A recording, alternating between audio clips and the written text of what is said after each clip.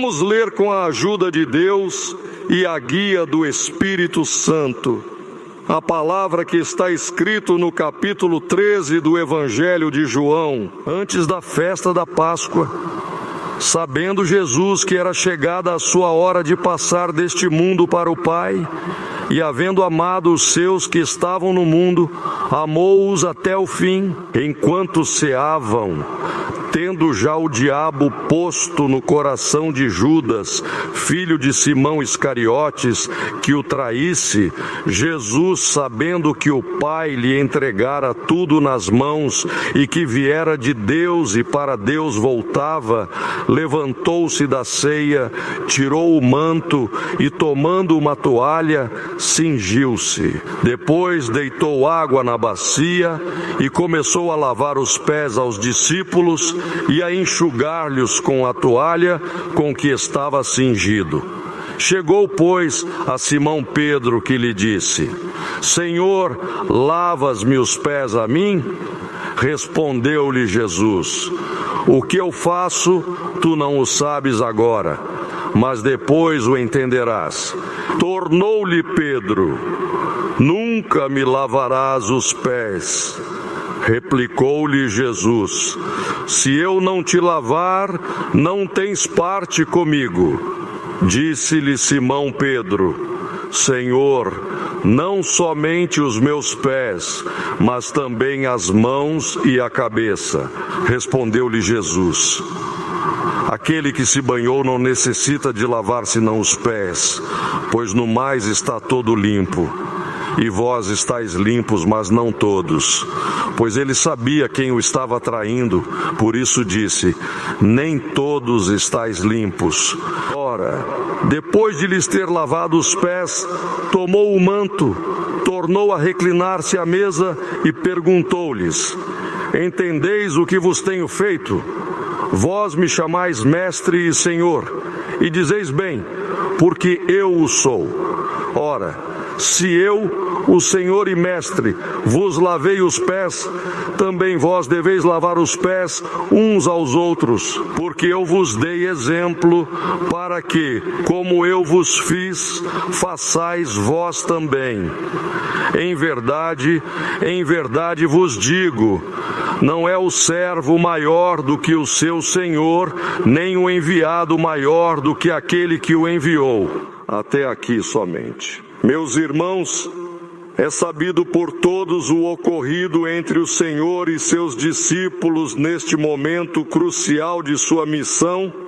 Estava ele já em seus últimos instantes entre nós, transmitindo aos discípulos o que era necessário para que compreendessem os eventos iminentes.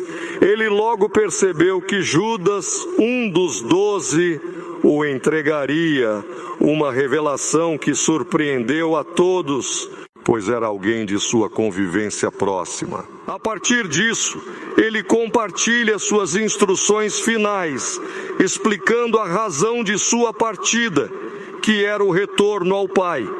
Nesse contexto, lhes prometeu algo grandioso: o envio do Espírito Santo, o Consolador. Contudo, eles ainda não conseguiam entender plenamente o significado dessa promessa. Esses eventos estavam alinhados àquele gesto realizado por ele antes da celebração da Páscoa, quando, consciente da aproximação de sua hora, pegou uma bacia com água e lavou os pés dos discípulos, usando uma toalha ao redor de si.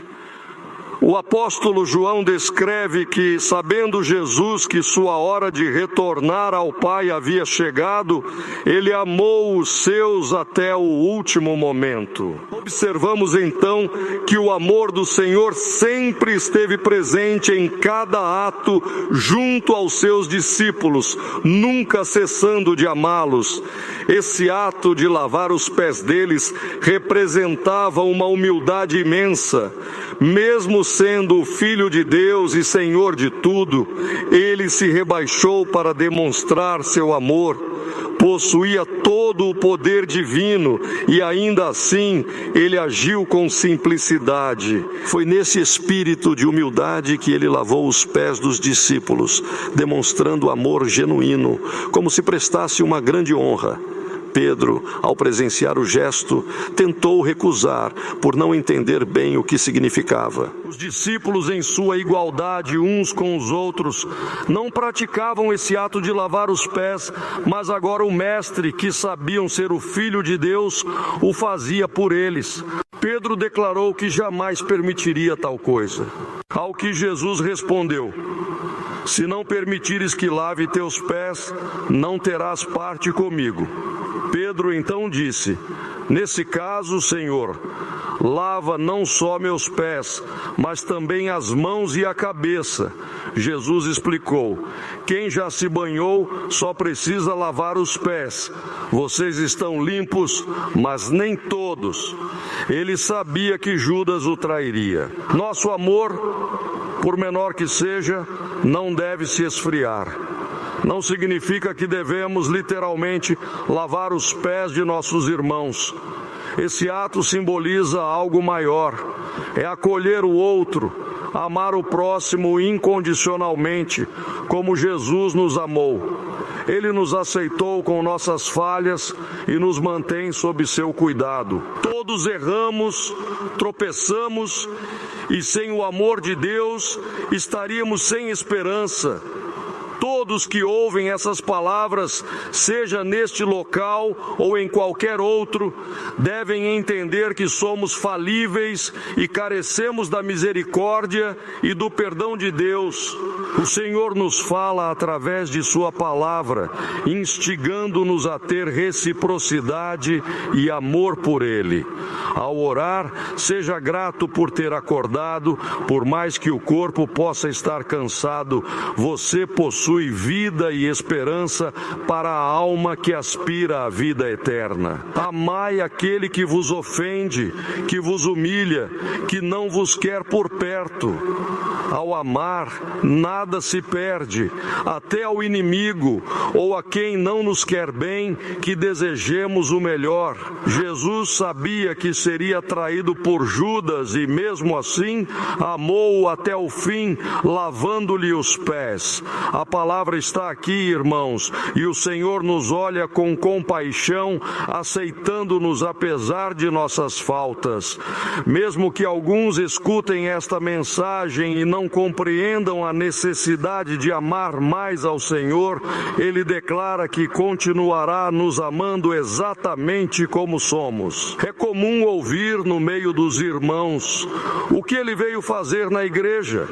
Vive pelo mundo, erra constantemente, mas aparece no culto, senta-se até na frente. O que isso significa? Que assim como Jesus lavou os pés de Judas, Ele quer que amemos o outro. Que você ame como o Senhor lhe ama.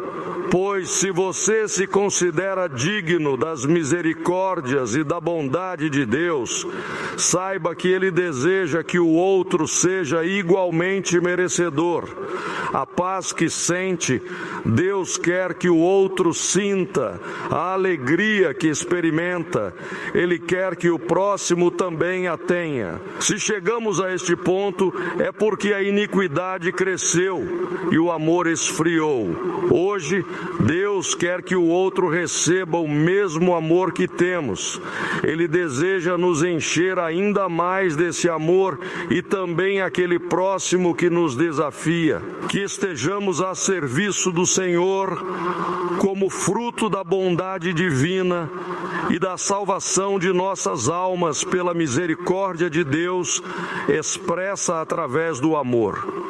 Primeiramente, lembremos daquilo que é mais precioso: a família, o amor entre o esposo, a esposa e os filhos, que nada venha a dissipar esse laço. Que o poder de Deus então nos fortaleça a amá-lo acima de tudo. Deus seja louvado.